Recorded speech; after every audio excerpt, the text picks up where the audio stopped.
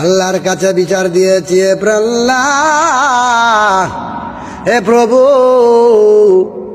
আমারে ফুলের গাড়ে শাহ আলম আমার বন্ধু মানুষ আমারে পাঠাইছে, সৌদি আরবে পাঠাইছে, পাঠাইয়া আমার জীবনটারে নষ্ট করে দিছে গো প্রভু। এমন বেঈমানের ঘরের বেঈমান। ফেরাউনের চেয়ে ফেরাউন অনেক ভালো ছিল। ফেরাউন দিনের বেলা দুদি ক্ষুধা দাবি করত, রাতের বেলা গভীর জঙ্গলে গিয়া বলতো, আল্লাহ আমি জানি তুমি ক্ষুধা, কিন্তু মানুষে আমারে ক্ষুধা কইলে ভাল লাগে, আমার উপরে নারাজ হইয়া তুমি আমারে গজব দিয়ে ধ্বংস করে দিও না।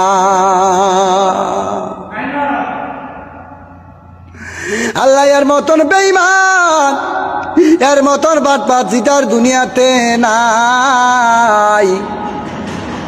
আমারে কইছে কত 4 মাস ঘুরলাম, বললাম বন্ধুরে আমারে ভালো একটা কোম্পানিতে পাঠাও। আমার সাথে দিল আমার সহকারী সাইদু, ড্রাইভার সাইদু মিয়া, সাইদু মেরে লিয়া বনাইলাম। করে বন্ধু চিন্তা করিস না, তোরে ভালো কোম্পানিতে পাঠাইলাম। এমন কোম্পানিতে পাঠাইছে, সাপ্লাই কোম্পানি পাঠাইছে।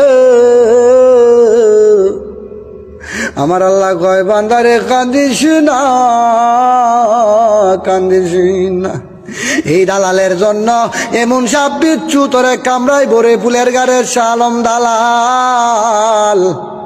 আর বন্ধু চোখে মোর পানি নাই, বন্ধুর মায়া ভুলে গেছি, বন্ধুর জন্য এখন মায়া হয় না। দালালি করলে ঢাকা চইলা যা, ফুলের গাড়ে কেন থাকবি, ফুলের গাড়ে থাকিস না, ঢাকা চইলা যা, ঢাকা গিয়া দালালি কর।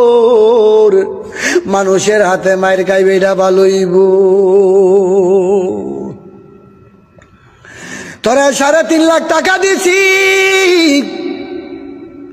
আরো 50,000 টাকা নিজে খরচ করছি, মেডিকেল করছি।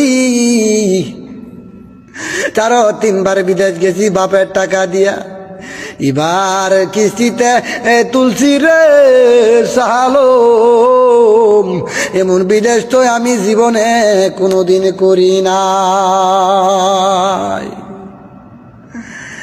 সাবধান হয়ে যাও, ও দেশবাসী করে বলল, আমি শাহ আলম রে চিনি গো, সে আমার ঘনিষ্ঠ বন্ধু ছিল।